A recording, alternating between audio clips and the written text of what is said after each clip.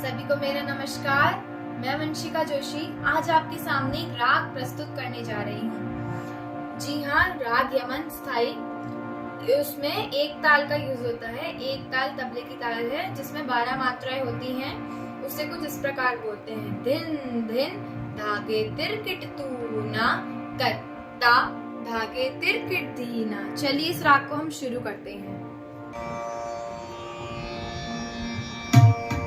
तिरकिटूना कत्ता धागे तिरकिटीना धिन धिन धागे तिरकिटूना कत्ता धागे तिरकिटी